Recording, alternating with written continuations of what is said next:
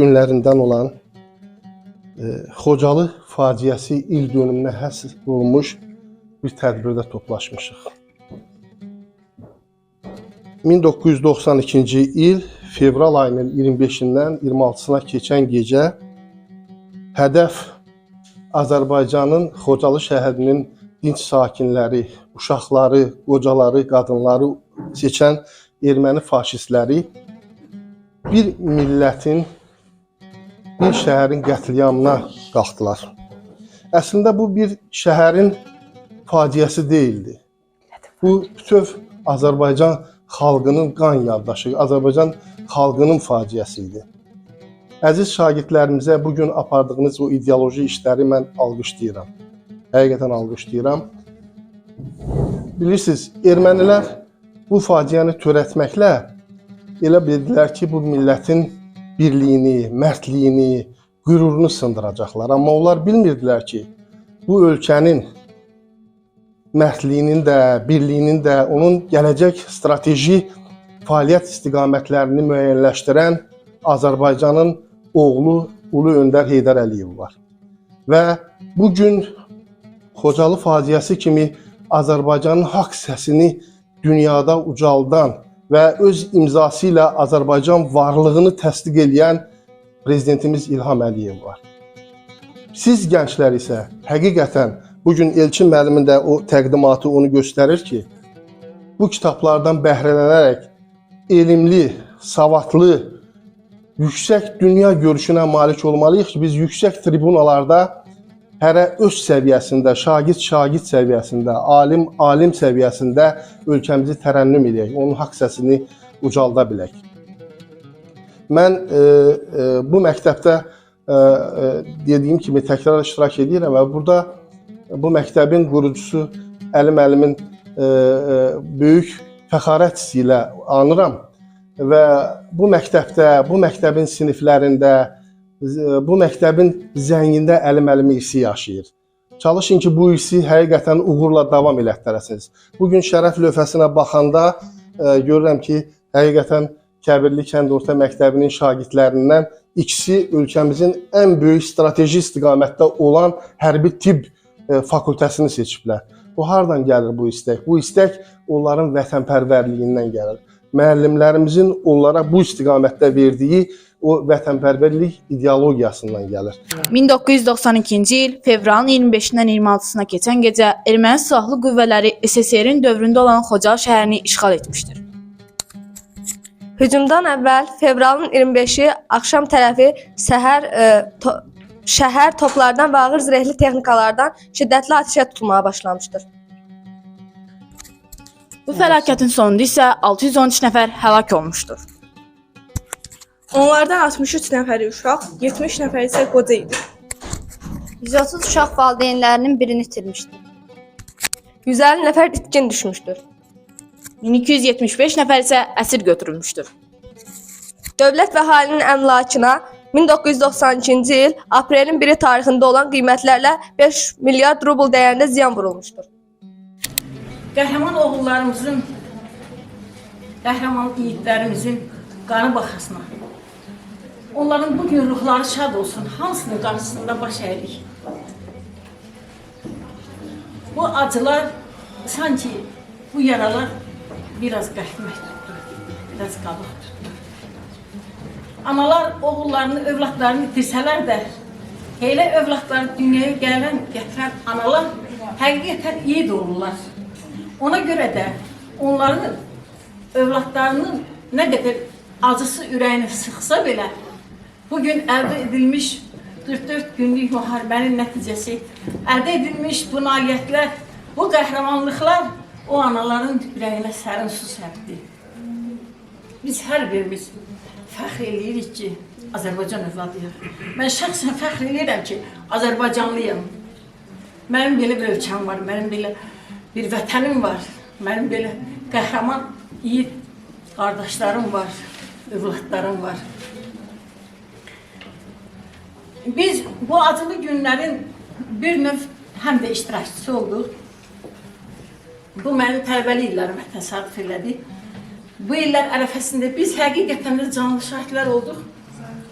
Tələbəli illərində bütün universitet tələbələri kimi mən də o tələbələrə qoşulduq. Biz canlı nümayişlərdə iştirakçı olduq. İndiki Azadlıq meydanı keçmiş tam Sovet adlanırdı. Gecəni də orada qalırdıq. Demək, 18 Əfqanistanda qəhrəman olub gəlmiş Azərbaycan oğullarını Rusların bizim üstümüzə göndərdiyi tankların qabağına düzdülər. Düşündülər ki, yəqin ki, bunlar bu qəhrəmanlıqların qarşısında tab gətirə bilməyəcəklər, yəni bu qəhrəmanları basmayacaqlar. Çox təəssüf edirəm. Həmin gecə bir həkimimiz məlumat aldığımıza görə o qəhrəman, yiğit həkim birbaşa Moskvaya zəng göndərir ki, mənim Əfqanistanda qəhrəmanlıq göstərmiş yiğidim indi əlimdə can verir, niyə bizə səs vermirsiniz? Və o həkim sonra işdi ki, infarkt keçirib elə.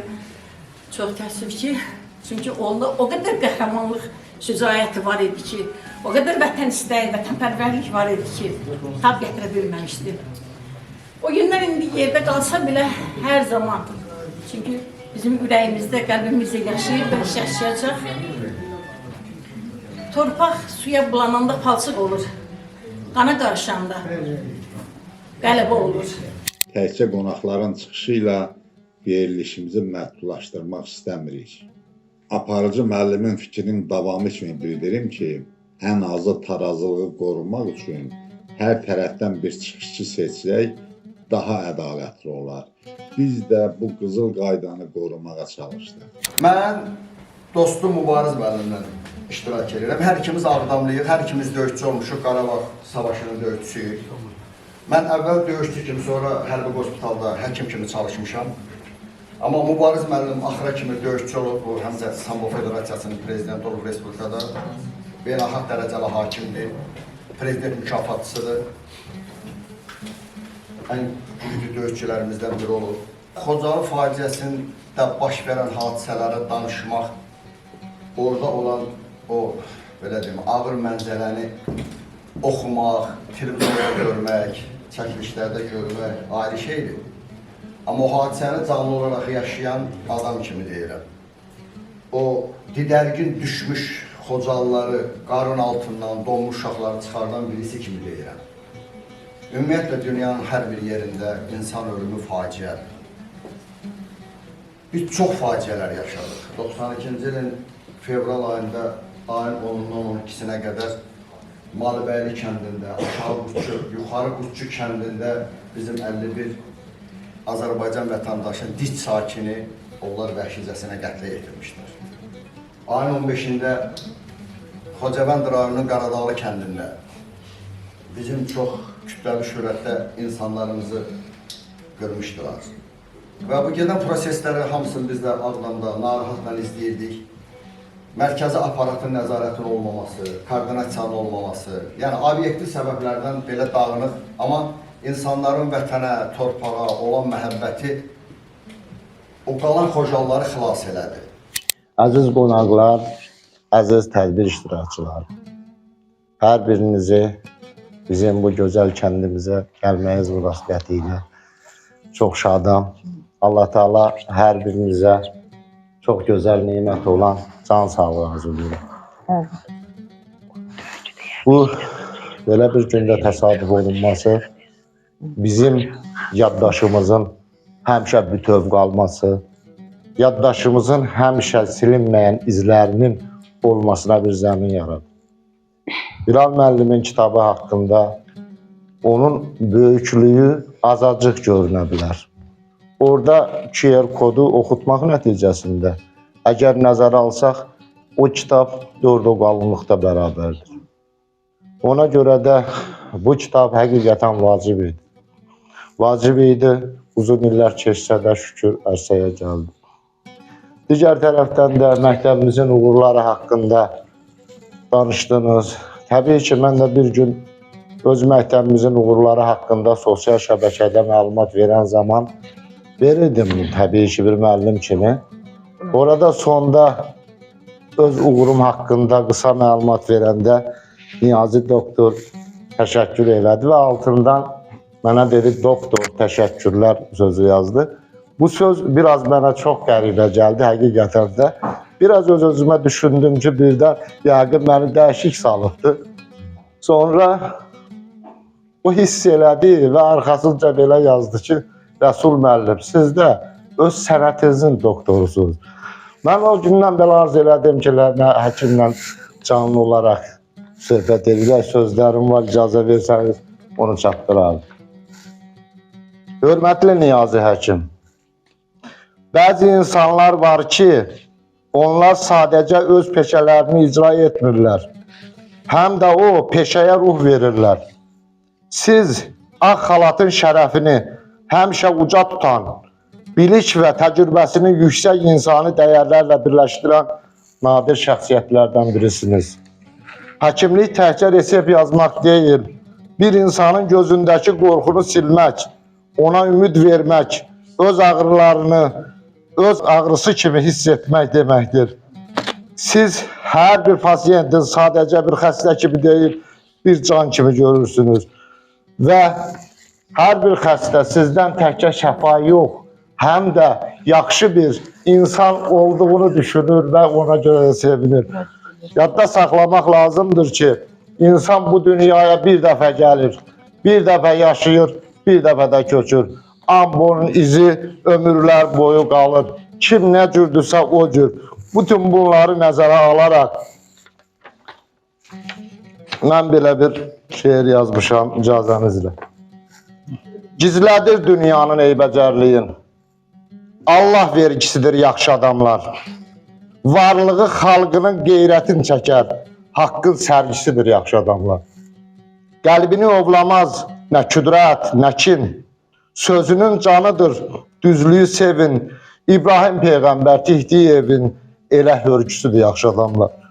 Bəxtəfərdir çiynindəki mələk də, yaşadığı səmtə əsən külək də, adı dildə gəzər, özü ürəkdə, elin sevgisidir yaxşı adamlar. Allah Allahlığın gətirib dilə, qəlbinə dəyəni veribdir yelə, sözü olmayıbdır qamətə belə, qəlbin güzgüsüdür yaxşı adamlar.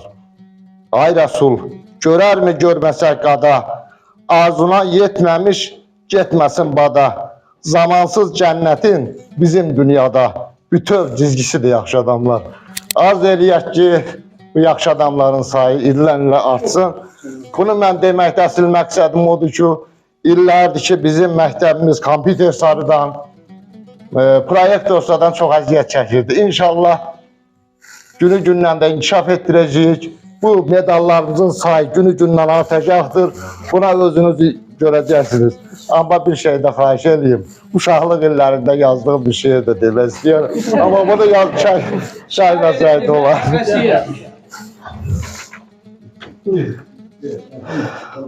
Şeirin adı Yalanvərdir.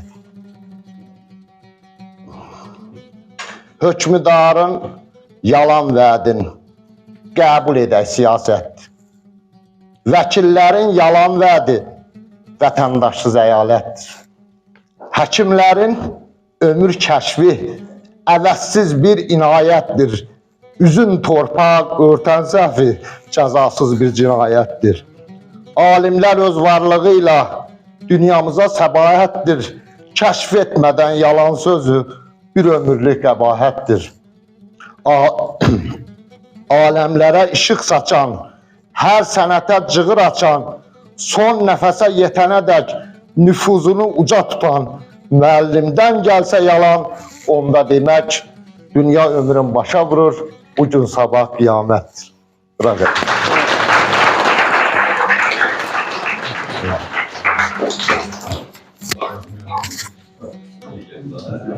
Çox sağ olun, təşəkkür edirik Rəsul müəllim, dəyərli sözlərinizə görə, yazılmış şeirlərinizə görə.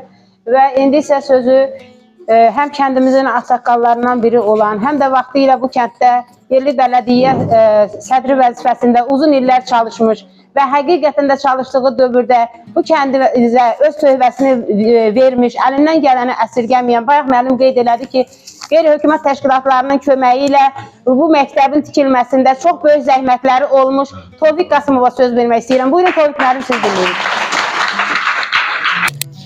Mən də ilk öncə hamınızı salamlayıram, xoş gəlmişsiniz deyirəm. Mən qısa, konkret, yəni bütün mövzular burada söhbət oldu. Sadəcə olaraq mən bu tədbirin əsas ürəyi olan, bu tədbirin təşkilatçılarına öz minnətdarlığımı bildirirəm. Niyazi doktora, Elçin doktora və digər yoldaşlara. Çünki bugün bizi insanlarla tanış elədilər. Bir yaxşı, gözəl tədbir keçirildi burada. Eyni zamanda bu tədbirin sırf ürəyi idi. Demək, o tədbirin təşkilatçıları olan insanlardır. Və mən Niyazi doktorun bu məktəbə diqqətini xüsusilə qeyd etmək istəyirəm. Məktəbə uzun illərdir, yəni təmasda olduğumuz müddətdə o məktəbə həmişə daimi diqqət ayırıb, ona iqtisadi cəhətdən, digər cəhətdən köməkliyi olur. Eyni zamanda bugün Elçin müəllimin dediyi informasiyada, yəni eyni zamanda diqqətin bir daha genişlənməsi bu bizim üçün yaxşı bir haldır. Yəni biz bunu dəyərləndiririk, qiymətləndiririk və sizə çox sağ ol deyirik. Və sizə və məktəb kollektivinə mən yekunda öz təşəkkürümü bildirirəm ki, bu cür belə bir tədbirin keçirilməsini təşkil ediblər. Minnətdaram müəllimə, sizə və Niyazi doktor sizə. Çünki bu əsas ürəyi təşkilatçıları siz istərsiniz, düz demək lazımdır bunu. Qalanlar da xoş gəlib, yəni qonağımızdır. Sağ olun, var olun. Sizə can sağlığı, işlərinizdə uğurlar arzulayıram. Sağ olun, minnətdaram bir daha. Qarabağ döyüşlərində bir könüllü olaraq, bir idmançı kimi gedib orada bir Qarabağ, Azərbaycan övladı kimi borcumuzu çalışdığımız qədər ödəmişik. Əsas mövzu bu günləri Xocalı soyqırımı haqqındadır. Biz o vaxtı bir hərbiçi kimi könüllülər olaraq Qarabağda bu Xocalı soyqırımını gözümüzlə görmüş insanlarıq, çox çətin günləri yaşamışıq. Həqiqətən də oradakı Azər həkim bu haqda çox geniş danışdı, ona görə də mən qısa məlumat verim. O faciələri yaşayan bir insan kimi bu günlər onların adları hallananda istərsəməz daxilimizdə bir qaynama əmələ gəlir, bir həyəcanlı keçirir, keçmiş günlərimiz gözümüzün önünə gəlir. Çox insanların orada ayaq yalın, maroz atmış insanların, onları bu günlər gözümüzün önünə gətirəndə həqiqətən də söz tapıb danışmaq mümkün olmur. Biz o vaxtı tək o erməni işğalçılarla bərabər onlara kömək eləyən tək ermənilər deyildi. Çox adam deyir ki, bir erməni qarşısında aciz qaldı. Xeyr, elə deyildi. O vaxtı 366-cı alayın, moto atıcılıq alayının əskərləri ilə, zabitlərlə bərabər qarşı-qarşıya çıxırdıq. Düzdür, hərbi yollar keçirdik, kəşfiyyat xarakteri adımlar atırdıq, keçirik döyüş bölgələrindən, meşələrin içindən hərəkət edəndə bizim şəxsən qarşımıza 20 metr, 30 metrlikdə biz Rus əskərləri ilə, Sovet ordusu ilə qarşı-qarşıya gəlmişdik. Yəni o demək deyildi ki, bu Azərbaycanın bir əhalisi olan bir dənə erməni qarşısına aciz qalmışdı. Xeyr. Yəni biz bir hərbiçi kimi, könüllü hərbiçi olaraq, biz kadr və zabitlər deyil idik, kadr və əskərlər deyil idik. Biz də bir vətəndaş kimi boynumuzun düşən yükü biz daşıyırdıq. Beyləqan rayon səqqalar adından, Beyləqan rayonun ictimaiyyəti adından hörmətli alimimiz Cəmil müəllimə də salamlarımızı göndəririk. Və hörmətli yoldaşlar, eyni zamanda bu tədbir elədir ki, bəzi yoldaşlarla olanda müəyyən məlumatları yığdım ki, bu bir dəfə hansı mövzuya həsr olunur. Çox gözəl bir mövzudur, da çox şahalı mövzudur. Burada kitabın təqdimatı var, hörmətli Elçin müəllimin. Kim üzr istəməlidir? Adı da çox gözəldir, emosional ritorik bir sualdır. Həm onun təqdimatıdır, həm görüşdü məktəblərlə, pedagogik kollektivlə, şagirdlərlə həm görüşdü, həm də əsrimizin faciəsi olan Xocalı soyqırımı gününün anım günüdür. Həm də gözəl bir fikir görürük. Bir dəyərli masada demək olaraq buna, Buna bir oxucular konfransı adı vermiyorlar. Və həm də məktəbin fəaliyyəti haqqında, mən məktəbin fəaliyyəti haqqında onu deyim ki, mən ixtisascan dil ədəbiyyat müəllimiyəm və təhsil sahəsindəki xidmətimə görə 2010-cu ildə tərəqqi mizanlar görmüşəm. Mən vaxtilə Xətallar Kənd Orta Məktəbinin direktor işləmişəm, burada köhnə müəllim yoldaşlar var. Və o məktəb öz təcrübəsi ilə o dövrdə, 80-cı illərdə ən qabaqcıl məktəb hesab olunurdu. O məktəbin təcrübəsinin daxilində yayıldı və o məktəbə Baş Məktəblər İdarəsinin rəisi Nərman Abdullayev gəldi. O nazir 2 dəfə bizim məktəbdə oldu. Yuxarı Kəbirli Orta Məktəbinin sirləri çoxdur. Onları çatdırmağa səbrimiz də genişdir. Sadəcə möhtəşəm tamaşaçıların nəzərinə bir şeyi xatırlatmağı özümə borc bildim. Ola bilsin, bu əlbəttə belədir. Məktəbin yarı yaraşığı könül açan deyil. Dəhlizləri, sinif otaqları göz könül oxşamır. Ancaq buna varlığım qədər əminəm ki, müəllimlərin, eyni zamanda şagirdlərin ortaya çıxarmalı elə cəhətləri var ki, bunu deməmək sadəcə günah olardı. Nəinki təkcə deməmək, həm də göstərməmək. Bugün gərək hər anımız vətənlisin. Qılıncımız, qalxanımız vətənlisin. Ölənlərin əvəzinə qalanımız vətənlisin. Vətənlisin. Vətənlisin qəlbimizin hər duyğusu, hər vurğusu. Vətənlisin. Fərqi yoxdur, harda olaq. Zamanımız, məkanımız vətənlisin. Çox yatdıq, çox mürgülədik. Qoca millət, mürgülədik. Qoşa-qoşa dağlarımız oğurlandı. Çaylarımız, göllərimiz oğurlandı. Düzlərimiz, çöllərimiz oğurlandı. Oğurlatdıq. İndi saysaq saya sığmaz. Daha nələr oğurlanıb. Yer üstündə xəzinələr, yer altında dəfinələr oğurlanıb. Qoca millət, hər andımız, amanımız, əgər varsa zərrə qədər imanımız. İmanımız vətənlisin, hər yaxşımız, yamanımız vətənlisin. Əli kəsik, dili kəsik, uşaqlar var hələ dustaq. Körpə dustaq vətən deyir. Bu nə külək, bu nə bulud, bu nə yağış, bu nə qardır.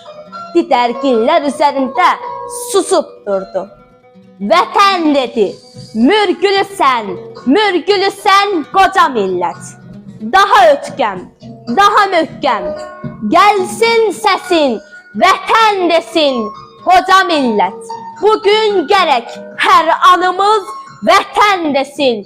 Bugün gərək hər anımız vətən desin. Ağlı, acılı günlərində Beyləqanın Ucqarbi kəndində bizim kollektivlər həmfikir olmağa gəldilər.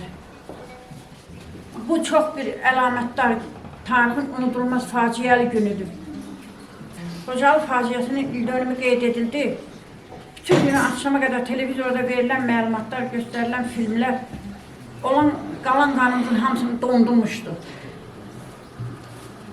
Düzdür, bəzən hallarda şifahi şəkildə deyilsə də, görürsən unudulur və yaxud da çatmır, o yaddan gedir. Kitabın müəllifinə çox dərin minnətdarlığımı bildirirəm ki, bu qəmli hadisələri tarixi fakt kimi qiymətli bir mənbəyə çevirdi. Müəllifin bayaq öz söylədiyi fikirlərin hamısını axşam mən kitabı nəzərdən keçirdikcə gözümün önündə canlandı. Ailəsi ilə birlikdə onun şok vəziyyətində olması. Çox qiymətli mənbədir kitab. Biz Xocalı faciəsini neçə ildir yaşadıq, illər gəlib tamam oluşan ildönümü keçirildi. İnana bilmirdik ki, Xocalı yenidən bizim özümüzə qayıdar. Çünki Heydər Əliyev öləndən sonra o hadisəni mən çox narahat qarşılayırdım. Elə bildim ki, dünya üstü altında qaldıq. Görəsəm onu əvəz edəcək ikinci bir şəxs tapılacaqmı? Həqiqətən də tarix öz sözünü dedi. Onun siyasi kursunun davamçısı öz oğlu İlham Əliyev bu vəzifəni ləyaqətlə yerinə yetirdi. Düzdür, biraz səbirsizlik eləyirdik, inanmırdıq ki, həyata keçər. Amma vaxt zaman hər şeyi həll elədi. Tarix öz hökmünü verdi. Haqq ədalət bərpa olundu. Düzdür, zülmün o deyir, topu var, tüfəngi var, plamyotu var, amma haqqın da bükülməz qolu, dönməz üzü var. Haqq ədalət qalib gəldi. Bu faciəyə görə kim üzr istəməlidir? Kitabınızda o açılır ki, üzr istəməli olanlar bu faciəni yaradanlardır. İndi bir müəllif kimi fikrinizin davamını bilmək istəyirik. Ümumiyyətlə bu kitabın elə lap birinci səhifədə Ulu Öndər Heydər Əliyevin bir fotosu var. Altında da onun bir çağırışı var. Deyir bu nahaq işləri, bu ölkəmizə, xalqımıza qarşı olan bu ədalətsizlikləri aradan qaldırmaq üçün mütləq dünya ictimaiyyətinə, dünya xalqlarına bu haqda bir məlumat vermək lazımdır. Birinci buna görə bu kitab ərsəyə gəlib. Bir də elə gözümüzü açan gündən görürük ki, ermənilər bizə qarşı haqsızlıqlar edir. Bu haqsızlıqları məncə vaxtında belə deyim ki, millətin nəzərinə çatdırmaq lazım idi və onun üçün də bu kitabı yazmağa qərara gəldim. Kitab təxminən 2 ilə hazır oldu və müəyyən bir rezonans da alındı. Təbiidir ki, bu məktəb sizə doğmadır. Atanızın adını daşıdığına görə və burada orta məktəbi qurtardığınıza görə. İstəyərdim ki, bu məktəblə bağlı təəssüratınızı bölüşək. Bu məktəbin məzunu olmuşam. Mən bura gələndə yadıma öz uşaqlığım düşür. Burada oxuduğumuz illər, partalar, dərsliklər, həmin müəllimlərimiz, bu həyət, bu baca, tənəffüsdə necə ki, bax burada uşaqlarla həm dərs hazırlığı, həm dərs təkrar edirdik, sonra qaçıb tutma, oynamaq zat. Yəni bütünlüklə elə bil ki, mən qayıdıram həmin o dövrümə, o vaxtıma, o cavanlığıma. Və bu məktəb haqqında nə də bilərəm? Bu məktəb elə həmin vaxtdan, bizim vaxtımızdan çox fərqli bir məktəb olub. Görünür, təməli sağlam qoyulub. Təməli çox sağlam bir məktəb olub və məktəbin ilk tikilişin də elə atam Əli Əsgərov tərəfindən qoyulub. Baxmayaraq ki, atam orta ixtisas fizika riyaziyyat müəllimi idi, ancaq burada məktəb olmadığı üçün o məktəbin titirib qoyub və ilk 2 il deyəsən burada ibtidai sinifə dərs deyir. Yəqin müəllim çatmırmış, o işi də götürür. O işi, yəni bu məktəbi açdırıb, titirib və özü bura 2 il dərsləyib, sonra müəllimləri dəvət edib, oturduq bura müəllimləri, bunlar müəllimləri oturdandan sonra özü, bax bu yaxında 4 kilometr məsafədə olan Öyrənqala kəndində orada orta məktəbdə dərsləyib. Ta o vaxta kimi mən gəlirəm, 1-3 qutarıram, 4-cü sinifə fən bölgüsü başlayanda, yəni burada riyaziyyat dərsi başlayır, atam oradan tamamilə qayıtdı bura. Gəldi bura, bax mənə 4-cü sinifdən riyaziyyat fizika dərsi deyib, həm bizim sinif rəhbərimiz olub. Yəni biz artıq atamın rəhbərliyi altında həm atam, həm müəllimim. Burada mənim müəllim idi, evdə atam idi. Düzdür, evdə də həmçə atamı çox ağır təbiətli bir adam idi. Hiss edirdik, çəkinirdik, qorxurduq. Dostluğumuz, münasibətimiz var idi. Amma nə baxandan sonra hər vaxt atamızdan böyük kimi çəkinmişik. Yəni yanında 2 kəlmə söz artıq biz deyə bilməzdik. Ağır təbiətli bir adam idi. Allah rəhmət eləsin, Allah o dünyasını versin. Verilişə gəlişimizlə başladıq. Geriyə yola düşməyimizlə yekunlaşdırırıq. Tədbir sona çatır. Niyazi həkimin ata yurdunda nahar süfrəsinə əyləşirik. Yeriniz məlum, doyunca yeyib içirik. Yaxşı kişinin çörəyini kəsərlər. Kəndlə, evlə, odayla xudafizləşib yola rəvan oluruq. Hansısa müdürün sözüdür. Yola çıxmaq insan ömrünün uzanmağı deməkdir. İnsan ömrü daha çox yollarda keçir. Sağ olun, Allah amanında.